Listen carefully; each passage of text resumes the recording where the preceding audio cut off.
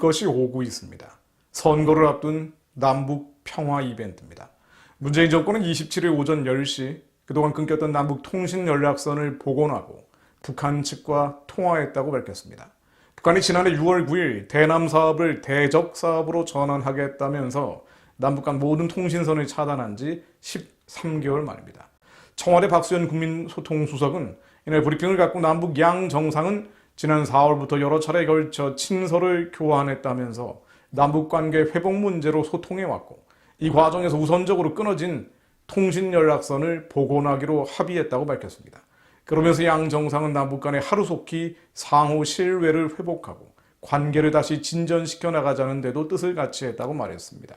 통신 연락선 복원 소식이 당혹스러운 가장 큰 이유는 북한의 도발에 대한 아무런 언급 없이 게시됐다는 점입니다.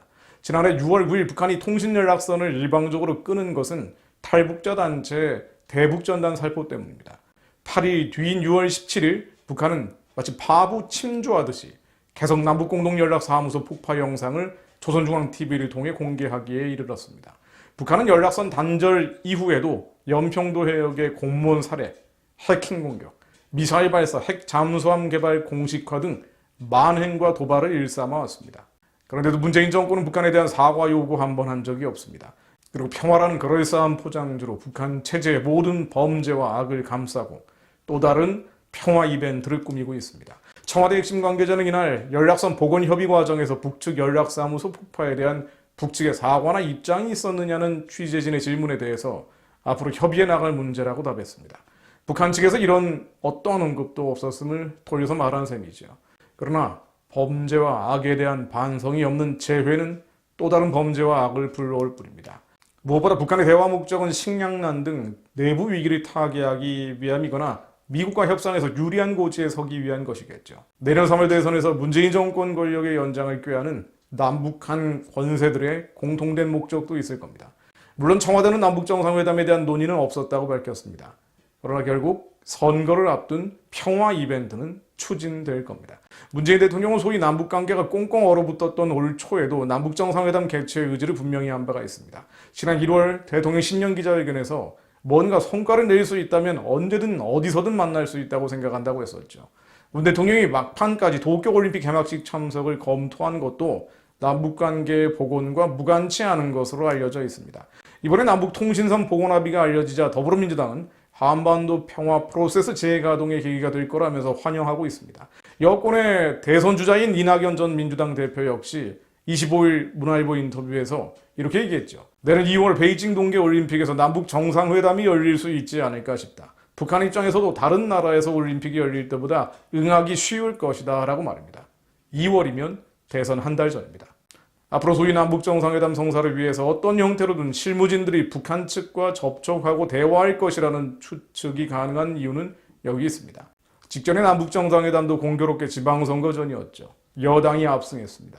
앞으로 또 다른 남북 정상회담이 치러지면 이 계엄령에 가까운 코로나 방역과 친정권 언론의 편향된 보도와 맞물려서 문재인 정권 연장에 이용될 수밖에 없습니다. 이런 식이면 정권 교체는 요원한 일이 될 수도 있습니다. 그러나 우리는 말씀을 믿습니다. 뭐라 그에게는 열방이 통에 한 방울 물과 같고 저울의 작은 티끌 같으며 섬들은 떠오르는 먼지 같으니 말씀을 믿는 자들이 기도하는 한 하나님을 두려워하지 않는 자들이 꾸미는 헛된 일들 허사는 철장으로 내리치는 질그릇처럼 깨어질 것입니다. 어찌하여 열방이 분노하며 민족들이 허사를 경영하는고 세상의 군왕들이 나서며 관원들이 서로 꾀하여 여호와와 그 기름 받은 자를 대적하며 우리가 그 맨 것을 끊고 그 결박을 벗어버리자 하는도다. 그러나 그렇게 꾀하고 있을지라도 하나님은 이 모든 상황을 보고 듣고 알고 계십니다. 하늘에 계신 자가 웃으시며 주께서 저희를 비웃으시리로다. 내게 구하라. 내가 열방을 유업으로 주리니 내 소유가 땅끝까지 이르리로다. 내가 철장으로 저희를 깨뜨리며 질그릇같이 부수리라 하시도다.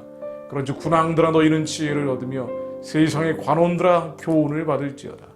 하나님, 여호와를 대적하는 자는 산산이 깨어지게 하옵소서. 하나님을 대적하는 악한 계략들은 산산이 깨어져 무너지게 하옵소서. 그들이 꾸미는 마귀에게 악한 꾀들이 철장으로 질그릇 깨어지듯 깨뜨려지게 하옵소서. 그들의 헛된 일, 거짓들이 먼지처럼 무산되게 하옵소서. 남과 북의 권력이 꾸미는 악한 연대, 이 어둠의 결탁들은 마귀를 멸하시는 예수 그리스도 이름으로 무너지게 하옵소서. 하늘 우레로 내리쳐 주옵소서. 이 나라의 지도자로 대통령으로 하나님을 경외하는 자, 두려워하는 자를 세워 주옵소서. 인생들아 어느 때까지 나의 영광을 바꾸어 욕되게 하며 헛된 일을 좋아하고 거짓을 구하려는가. 여호와께서 자기를 위하여 경건한 자를 택하신 줄을 너희가 알지어다. 여호와께서 자기를 위하여 경건한 자를 택하신 줄을 너희가 알지어다. 내가 그를 부를 때 여호와께서 들으시리로다. 너희는 떨며 범죄하지 말지어다. 자리에 누워 신중에 말하고 잠잠할지어다. 의의 제사를 드리고 여호와를 의지할지어다. 하나님, 말씀 그대로 한반도의 역사에 주시어 하나님이 대적하는 악한 괴계들 예수 그리스도 이름으로 무너지게 하옵소서. 이것을 위해 한국교회에 남아있는 자들이 예수 그리스도 이름으로 부르짖으며 하늘에 호소하는 기도의 불길이 일어나게 하옵소서. 예수 그리스도 이름으로 기도드립니다. 아멘.